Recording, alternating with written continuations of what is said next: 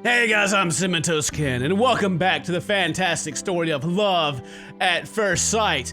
In the last episode, we met all of our characters, and then we also met the Cyclops girl. It doesn't make any sense. She's just a freaking Cyclops. I went up to some room to give a book to somebody, and then I heard someone crying, and I went and investigated it, and here she is. My Cyclops love interest, maybe? Probably, since it's called Love at First Sight. Anyway, let's continue on. Suddenly, she registers that I'm standing in front of her, and she jumps, drawing her limbs into her body. Like a turtle? Wow, that's weird. A bit of light reflects off the unwiped tears near unwiped tears near her wide open eye. I can tell by the way she's looking at me that she's terrified. She's not the only one, though. Without really understanding what I'm looking at, I stare at her, unmoving, and she does the same. She's wearing our school's uniform, but is she really a student here? She looks pretty scary. She's all ragged and everything too. She's been here for a while. Bunch of dots. No matter how many times I blink, a second eye doesn't suddenly grow on her face, and I finally realize that what I'm seeing is reality. Faced with this girl who looks like she belongs in a fairy tale or a horror movie, I begin to panic. Strangely, though, I'm able to keep my fright from showing. This situation is so unreal, I guess my brain just refuses to fully acknowledge it. I heard crying and came to see what was going on. Are you alright? The longer the silence drags on, the harder it becomes to break it. I try to come up with something, anything to say to force myself out of this stupor. My mind is completely blank. At this point, anything is better than silence. What voice should I give her? I want to give her like this big, monstrous voice, but it's gonna hurt my throat. No, wait, we'll do it. We'll do it. It seems her mind is just blank as mine. I work my mouth soundlessly a few times before I finally spew out the first thing that comes to my mind. Do you need something to wipe your face? Her uniform is black, so I can't tell if it's wet from her crying into it. Ooh. She doesn't have a handkerchief or anything though. I produce my own handkerchief from my pocket and offer it to her. I approach the girl sitting atop the stairs and give her the handkerchief, and once again, she starts shivering in fear. She's looking at me like I'm some kind of a monster. Am I really that scary? Isn't she the monster here? ... Thank you. I hold the handkerchief out stiffly for several seconds, then cautiously, oh so cautiously, she takes the handkerchief and wipes her face. Those are the first words she's ever spoken so far. Ever! Sorry, but her trembling voice is so quiet that I almost don't hear her. I only transferred to this school about 2 months ago. I don't think I've seen you around. This is definitely the first time we've met, of course. I'm sure that if I had seen her before, her face would have been burned into my mind. There's no way I would forget what I'm seeing now. ... Should I ask her to give my handkerchief back? It's obvious from the way she's looking at me that she's still confused and afraid.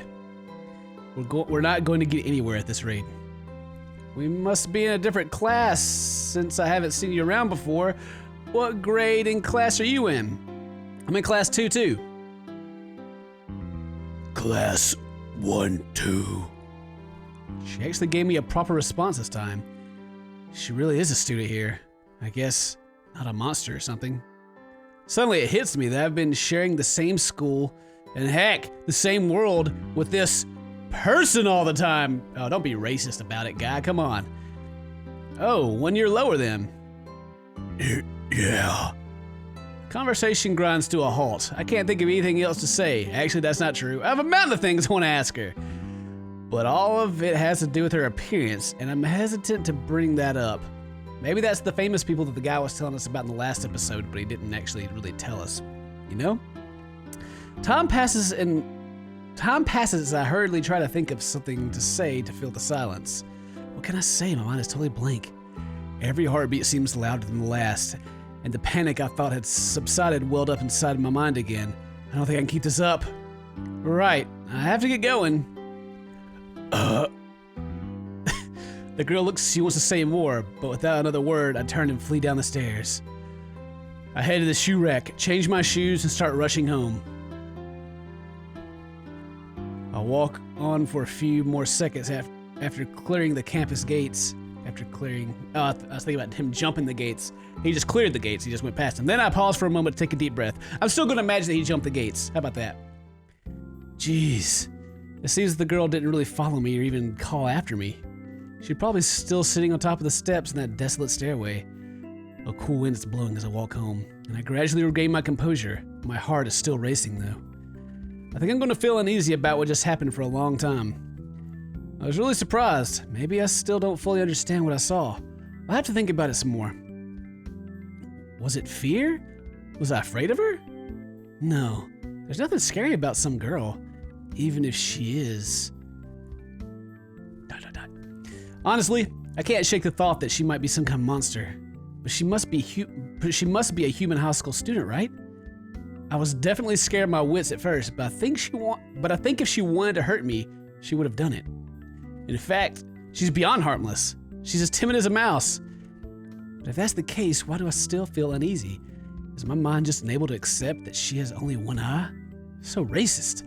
Prejudiced. No, that's not it. It's not like I was avoiding staring at her or anything. Actually, I don't think I could have looked away even if I wanted to. Whatever. It's nothing worth dwelling on. The fact that I'm not disgusted by her after all this means it was just pure surprise, right? Maybe it was love at first sight. Yeah, I think that's the reasonable conclusion. At any rate, I think it's safe to say anyone who saw her face wouldn't forget it anytime soon.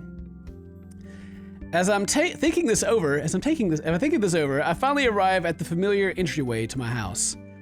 I was so absorbed in my thoughts, I guess I was on autopilot all the way home. I'm home. Oh, welcome. You're a little late, aren't you? What were you doing? Akemi wrote me into being her errand boy. She wanted me to deliver something for her. By the way, I never did deliver that, did I? Later that night, I let out a deep sigh as I'm laying in my futon, unable to sleep. You sleep on a futon? Poor guy. Futons are not the most comfortable. Some futons are comfortable. I've slept on futons before. But it's usually like those little bars towards the edge can like stick up and hit you. Anyway, for some reason I couldn't tell my mom about the one-eyed girl. I wonder why.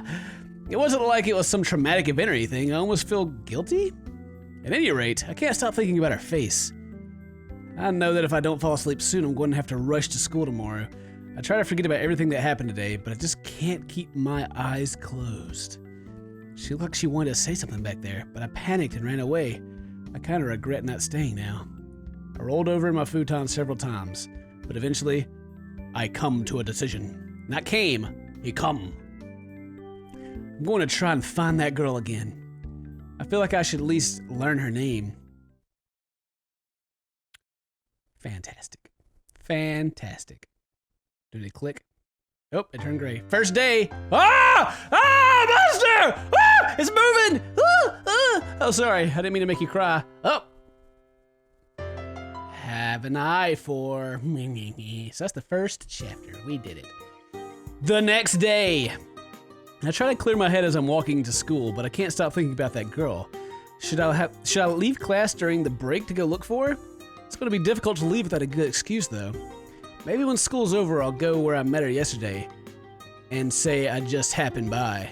But there's no guarantee she's going to be in the same place today. Besides, there's no really there. Besides, I didn't exactly handle the situation gracefully, leaving her like I was trying to run away. Definitely not my best first impression to make. I'll have to think of some excuse for going. Why did I even go to investigate her crying in the first place? I'm not even sure I know myself. That girl. I don't even know her name. What should I call her? Wait, I'm getting ahead of myself. Before I even think of what to call her, I have to actually find her first. I'll ask her name, introduce myself. That'll probably be good enough. She'll probably think I'm some kind of freak, but I guess that's fine. Maybe if I just talk to her, it'll lighten some of the tension between us. I look up to find I've arrived at school. Looks like I was on autopilot again. Get inside, change my shoes, and head up to the second floor where my classroom is. So I walk up the stairs, I see something strange moving at the corner of my eye. Huh? Ah, she is! Peeking around the corner of the connecting hallway is the head of brown hair. It's the girl I've been seeing in my mind all morning. I seem to be the only one who noticed her head popping around the corner. She must think that pose will keep her totally hidden, as if she's in a manga or something. But she really stands out, at least to me. That's kind of funny, they're poking fun. They don't see me. Yeah, they do. She's moving her eye around frantically. Ooh, that's creepy. And sure enough, she picks me out from within the sparse crowd. I'm so surprised to see her. All I can think is, why is a first-year student on the second-year floor before she hurries up to me? Here. She hands me a familiar handkerchief. That's right, I had totally forgotten I lent it to her yesterday. I take the handkerchief, which she folded neatly into a perfect square. I think she even washed it. Yesterday. Thank you. As soon as she says this in her tiny voice, she runs down the stairs and vanishes around the corner. Hold on, wait! I can't stop myself from calling out, but the morning bell rings, drowning out my voice for me. Oh well, I head to my own classroom. The lunch bell rings. I stash my books on my desk and bolt out of the classroom. I didn't even get to thank the girl for washing my handkerchief. I go to look for her to say what I wanted to say earlier. I have a good excuse to talk to her now. I can't let this chance slip away. I arrive at the end of the hallway, but instead of going down to the first year's classroom, I head up the stairs. I don't know for sure, but I think there's a good chance she's going to be up here where I met her yesterday. Well, even if she's not, I can just look elsewhere. I get to the third floor and keep going up all the way up to the stairs that lead to the roof. Hey. Exclamation point, exclamation point. Just like yesterday, she's sitting on the same step at the top of the stairs. I see her shoulders jolt when she hears my voice, and she looks up at me. Her mouth is opening and closing rapidly. Like a fish, she clearly wants to say something but can't find the words. She's in the same position I was in yesterday, it seems. Thanks for washing my handkerchief. I didn't get the chance to say it earlier. Yeah. There's a lot of confusion in her soft voice. The fact that she's looking everywhere but at my face tells me she's not sure what to do. I'm obviously making her uncomfortable, but I'm not going to run away like I did yesterday. So this is where you eat your lunch, huh? Do you mind if I join you? I say this gently as do you mind if I join you? As gently as possible as I notice the lunchbox she's got perched on her knees. That's a good place to put it, I guess. Yeah, if you're going somewhere during lunchtime, you're probably bringing your lunch as well. While we're talking, I take out my own lunch. Am I actually talking to her? Now that I think about it, I don't know if she has any other friends to eat lunch with. No. Her answer comes too quickly. I wonder if she really means it. Her eye starts darting wildly around the corridor in her effort to avoid making eye contact, and she begins to look even more nervous. Thanks, I'll just sit down here on these steps. She didn't tell me to go away, at least. I take a seat next to her and unpack my lunch. This seems to startle her as she leans away from me as if she's trying to escape. I sat next to her, but it's not like I'm that close to her. I'm a little offended. While I unpack my lunch and look her over as casually as I can manage. Ah, yeah, girl. I noticed you. She's so beat up. And she's probably going to attack me in the neck. Is that how you hold chopsticks? Just 2 fingers? Anyway, that's a good part to stop. I've got a good spot to stop is what I'm trying to say. So if today's your birthday, happy birthday. Thank you very much for watching. And I hope to see you guys in the next video. So until then, stay toasty, my friend.